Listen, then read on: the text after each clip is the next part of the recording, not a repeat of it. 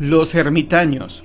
Durante el periodo colonial, en un pueblo de Hidalgo, se cuenta un suceso difícil de creer. En una de las fincas más lujosas de la región estaba habitada por un temeroso hombre muy adinerado. Vivía solo, no tenía esposa ni hijos, al parecer tampoco hermanos, ni parientes cercanos. Su vida la mantenía en secreto. Además de esta propiedad, era dueño de otras haciendas, por lo que la gente del pueblo acudía siempre a pedirle trabajo. Sin embargo, a pesar de poseer una gran fortuna, el pago que les daba a sus trabajadores era muy poco, y además de que tenían que soportar su mal carácter y sus malos tratos. Algunos de sus sirvientes vivían en el pueblo en condiciones muy precarias. Apenas les alcanzaba para comer, pero como no podían renunciar a su empleo, continuaban trabajando para el señor hostil. Un buen día se les ocurrió sacar gusanos de maguey para venderlos entre el resto de los habitantes. Para ello fue necesario pedir permiso al patrón, quien aceptó de mala gana. Semanas después, un lacayo fiel al hacendado le informó que los trabajadores usaban a los gusanos como mercancía y que ellos les dejaba algunas ganancias. Al escuchar esto, montó en cólera y prohibió rotundamente a sus empleados seguir extrayendo los gusanos, y amenazó con castigarlos de una manera tan severa que jamás en su vida volverían a trabajar, ni a realizar actividad alguna. Poco a poco se fueron creando rumores en torno a su persona, debido a que varios hombres desaparecieron misteriosamente de la región. Según cuentan, el hombre salía ocasionalmente a pasear por la plaza del pueblo. Si en su trayecto se topaba con una mujer hermosa, inmediatamente la abordaba y trataba de deslumbrarla mostrándole cualquier tipo de joyas. Las damas se negaban a aceptarlas y rápidamente se escabullían de él, pues se dejaban llevar por lo que comentaba la gente. Ante su negativa, muchas de estas bellas mujeres perdieron a sus maridos, pues el hombre adinerado, al enterarse que estaban casadas, ordenaba llevar a los esposos hasta su finca para darles muerte. Y para que no quedara huella de los crímenes, los cuerpos eran arrojados a los puercos para ser devorados. Así, con engaños, traía a las mujeres hasta su casa, pues les decía que si querían volver a ver a sus esposos, tendrían que ir por ellos a la hacienda. Varias fueron las mujeres que atravesaron este suplicio. Tiempo después dejó de vérsele por las calles, y en la finca ya no se escuchaban sus gritos, ni propinaba sendos castigos a sus sirvientes. Cayó enfermo de una epidemia que azotaba la región, y murió a los pocos días. Sus más fieles lacayos los llevaron hasta el camposanto. Ahí oraron por su alma y lo sepultaron. Pero al día siguiente el ataúd amaneció en la puerta del panteón. Nadie se explicaba el misterioso suceso, que se repitió cada vez que intentaban enterrar el féretro, que volvía a aparecer en la entrada del panteón. Cansados de esta situación, los lacayos y trabajadores decidieron regalar su fortuna a aquel que se atreviera a llevar lejos el ataúd. Nadie en el pueblo se decidía a emprender el viaje con el muerto, pues todos le tenían cierto resentimiento debido a los malos tratos a los que habían sido sometidos. Sin embargo, unos ladrones que mantenían alarmados a los habitantes decidieron cargar con el cuerpo, pues se imaginaron todo lo que podían comprar con el dinero. Su avaricia fue tanta que ese mismo día partieron del camposanto en dirección al monte. Ya de noche, al estar velándolos, se escuchó un estruendoso ruido y de pronto se abrió una especie de túnel y la caja se deslizó por el túnel. Estos señores, por miedo de que algo pudiera pasarles, jamás regresaron, se quedaron ahí hasta su muerte. Actualmente existen piedras que se parecen a la silueta de estos ladrones. Se les puede ver como si estuvieran cuidando el lugar.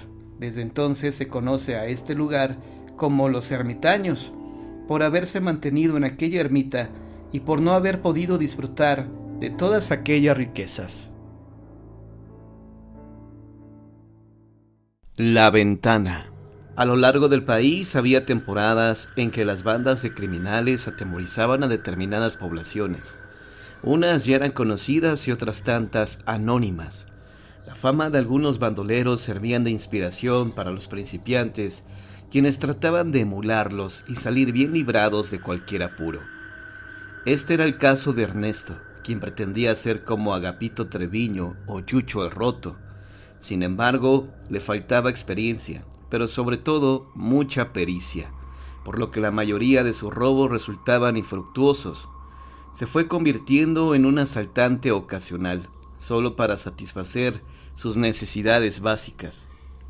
Un buen día la suerte no estuvo de su lado, y al tratar de robar algunas frutas y verduras que había escondido en su jorongo, fue descubierto.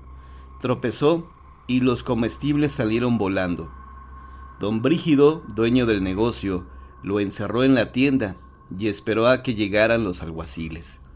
Ernesto fue a parar a prisión y, para su desgracia, le asignaron la peor celda del lugar, muy húmeda y fría, pero sobre todo pestilente. Era un cuarto oscuro que no tenía ninguna ventana, ni disfrutaba de vista hacia el exterior. Parecía como si ahí el tiempo no transcurriera, pues no sabía nunca si era de día o de noche, si el día era lluvioso o soleado. A los que caían por desgracia en esa celda se les dotaba de una lámpara de aceite, la cual le fue entregada a Ernesto apenas ingresó. Maldiciendo una y otra vez a la vida y a la suerte, él se entretenía dando vueltas por el angosto cubículo, pasaba horas y horas deambulando. La desesperación hizo presa de Ernesto, quien al observar su celda solo experimentaba asco y desesperación. A los pocos días desde su aprehensión, ya había perdido la noción del tiempo. No tenía idea de cuántos días llevaba recluido, ni la fecha en que vivía, y sin dudarlo un minuto más, comenzó a gritar para que lo sacaran de ahí. Argumentaba que solo había robado por necesidad, que nunca había matado a alguien como para que lo aislaran en ese lugar. Así transcurrieron varias semanas. No había día o noche en la prisión donde no se escuchaban los gritos desesperados de Ernesto. Los celadores empezaban a acostumbrarse, por lo que se mostraban indiferentes. Sin embargo, otro preso, harto de sus quejidos, de sus gritos y de sus blasfemias, ideó un plan para hacerlo callar. Le comentó que su celda sí contaba con una pequeña ventana, y que si él guardaba silencio, le describiría detalladamente lo que sucedía en el exterior. La idea tranquilizó a Ernesto, y solo así dejó de gritar. Cuando empezaba a sentir la ansiedad que lo desesperaba, pedía a su vecino que le describiera lo que pasaba en la calle, si llovía o si era de noche, y el hombre, muy paciente, siempre accedía a contarle los sucesos que miraba por la ventana. Hasta este momento solo se conocían por medio de la voz, pues no habían logrado verse. La desesperanza que abatió a Ernesto en los primeros días de prisión fue desapareciendo, pues con los relatos de aquel hombre, un nuevo pensamiento rondaba por su mente. Quería mirar con sus propios ojos lo que sucedía en la calle, en los alrededores de la cárcel.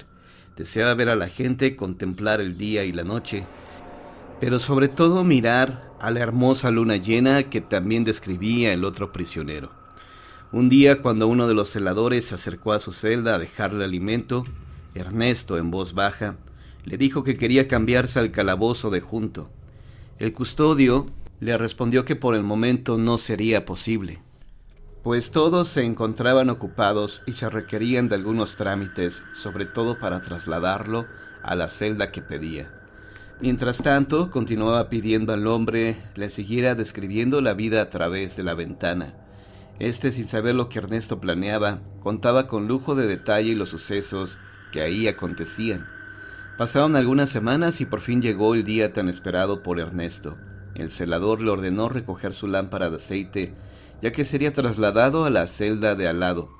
Con una gran alegría y con una inmensa emoción, agarró sus pertenencias y se postró frente a la reja. Estaba a punto de mirar a la gente, de ver a la calle y de saber si era de día o de noche.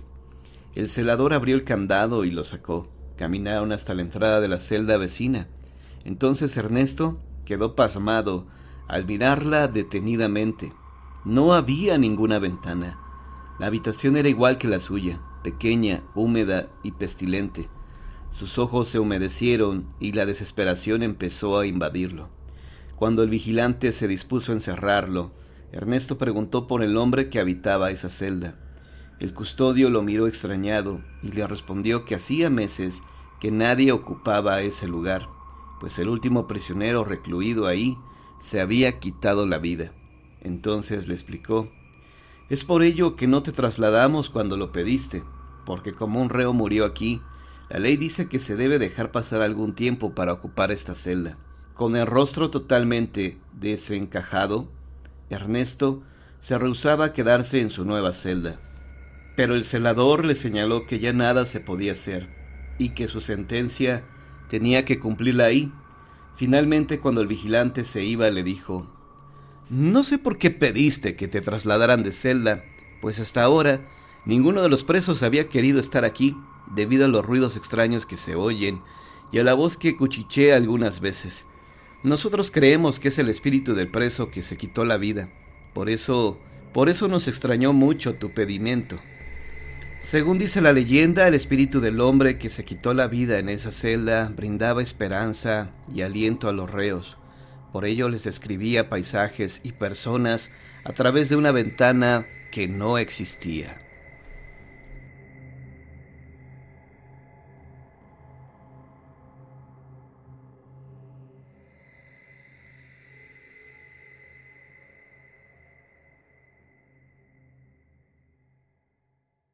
La leyenda del amo. Este hecho ocurrió en Tepatitlán de Morelos, Jalisco, a principios del siglo XIX. En este lugar existió un hombre llamado Esteban, que trabajaba como peón para un rico hacendado, quien a su vez tenía una hija que era muy hermosa. Esteban tuvo el atrevimiento de fijarse en ella, y por increíble que parezca, la muchacha no lo rechazó. El rico hacendado no permitiría que su única hija tuviera un romance con su trabajador, así que actuó de inmediato. A él lo despidió y a su hija le prohibió que lo volviera a ver. En aquella época lo que ordenaba el padre de familia era ley. Pasó el tiempo y la hija finalmente se casó con un hombre que era de su clase. La noticia de que su amada se había casado con otro hombre derrumbó a Esteban. Mientras permaneció alejado de ella, trabajó muy fuerte para hacerse de alguna fortuna. Había comprado ganado y también sembró su propia cosecha. Esto lo hizo para superarse y tener algo que ofrecerle a su amada. Esteban, a pesar de su sueño frustrado, continuó trabajando fuerte. Quería convertirse en un rico hacendado como su antiguo patrón, y así nadie lo humillaría. El tiempo pasó. Esteban comenzó a tener cada vez más dinero, compró más ganado y amplió sus parcelas. Tenía ya algunos peones a su servicio. Adquirió una hacienda que tomó a buen precio porque estaba en ruinas. A él no le importaba cómo estaba. Esteban parecía tenerlo todo menos lo que lo motivó a hacer este cambio en su vida. No tenía a su amor. Odiaba a las mujeres, en especial a la hija de su patrón, que se casó con otro hombre, pero como se había marchado lejos, no podía vengarse de ella, así que se desquitaba con cualquier mujer que se le pareciera. Se robaba a las chicas y se las llevaba a su hacienda, abusaba de ellas y las encerraba en un calabozo que había mandado construir debajo de un pozo. A pesar de que Esteban tenía varias mujeres cautivas, seguía robándoselas, no le importaba que fueran casadas. La gente le temía y no había nadie que se atreviera a hacerle frente. Se había convertido en un hombre temido y poderoso. Su capataz era el encargado de alimentarlas, pero lo hacía solo cuando Esteban se lo ordenaba, que era de vez en vez. Algunas mujeres murieron por inanición. Así vivió por mucho tiempo, actuando con total impunidad y sin misericordia. Cierto día Esteban fue invitado a una fiesta de ganaderos a Guadalajara, en donde conoció a una hermosa chica llamada Rosita, una joven blanca, rubia y de ojos azules.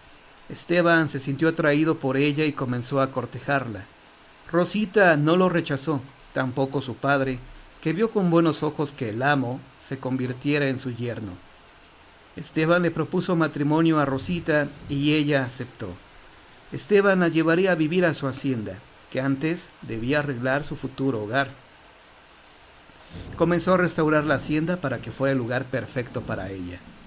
A pesar de estar enamorado, Esteban no se tentó el corazón con las mujeres que tenía en cautiverio y ordenó que sellaran el acceso al calabozo, sin importarle que aún estuvieran vivas. Los gritos de ellas pidiendo clemencia se escuchaban hasta afuera. Finalmente el día de la boda llegó. Esteban y Rosita se casaron en Guadalajara y enseguida se fueron de luna de miel. A su regreso se instalaron en la hacienda recién restaurada.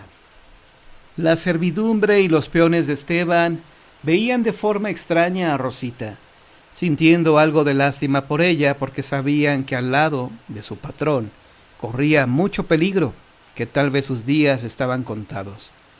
Rosita era una chica inteligente y notó las extrañas miradas. Incluso alguna vez escuchó un desconcertante comentario entre la gente del pueblo. Ojalá ella no corra la misma suerte de las otras muchachas, pobrecita. De inmediato un escalofrío le recorrió el cuerpo y comenzó a investigar el porqué de tal comentario. Entre los jornaleros de su marido estuvo investigando, pero estos no le dijeron nada. Tuvo que ingeniárselas para poder escuchar lo que ellos platicaban, y así fue como se enteró del oscuro pasado de su marido. Para Rosita era muy difícil creerlo. Para ella, Esteban era una buena persona. No podía imaginar que fuera el ser tan despiadado que ellos decían. ¿En dónde está el calabozo? ¿Dónde están esas mujeres? Le preguntó Rosita al capataz de la hacienda, pero éste no le contestó. Se puso nervioso con la inesperada pregunta y le dijo que no sabía de lo que estaba hablando. Aquí no hay ningún calabozo, niña, le contestó el hombre desviando su vista hacia el fondo de la hacienda. Rosita notó esto y miró hacia ese lado, donde vio que estaba un pozo. El capataz, al darse cuenta que la esposa de su patrón ya había descubierto el lugar, se retiró sin pronunciar palabra. Rosita sabía en dónde estaba la entrada al calabozo, pero tenía que esperar a que su marido se marchara. Él viajaría a Guadalajara para atender un negocio. Esteban se despidió de ella y Rosita aguardó a que oscureciera para investigar. Ella se dirigió al pozo y con la luz de la luna vio que la entrada tenía unas tablas. Las removió sin problema. Después descendió por una escalinata hecha de adobe. Al paso encontró un quinqué, el cual encendió para iluminarse. Al llegar al calabozo, Rosita observó dentro de unas celdas los cuerpos sin vida de las mujeres. El hallazgo fue tan horrible que Rosita salió de inmediato de ese lugar, sintiendo terror por Esteban, quien en ese momento volvía a la hacienda. Esteban vio que Rosita había salido del calabozo y sintió que su mundo se derrumbaba. Su esposa ahora sabía su oscuro pasado. En cuanto ella lo vio, echó a correr como si hubiera visto al diablo. Esteban fue detrás de ella, aún montado en su caballo, pidiéndole que le perdonara lo que había hecho, pero ella seguía corriendo. Rosita se dirigió al río donde precisamente su marido se robaba a las mujeres. Por esos días había llovido con fuerza y la corriente había crecido. Rosita, en un arranque de pánico o locura, se arrojó al agua. Esteban intentó salvarla y se metió al río con todo y caballo. La corriente era tan fuerte que los arrastró. Rosita y Esteban murieron ahogados y sus cuerpos jamás fueron encontrados. Con el paso del tiempo, a la orilla del río, se ha visto a una hermosa joven vestida de blanco, que ante la mirada sorprendida de la gente, se arroja al agua. Los que conocen la historia del amo saben que se trata del fantasma de Rosita. También se comenta que en ese mismo lugar se ha visto por las noches de luna llena a Esteban cabalgando a toda prisa su corcel negro.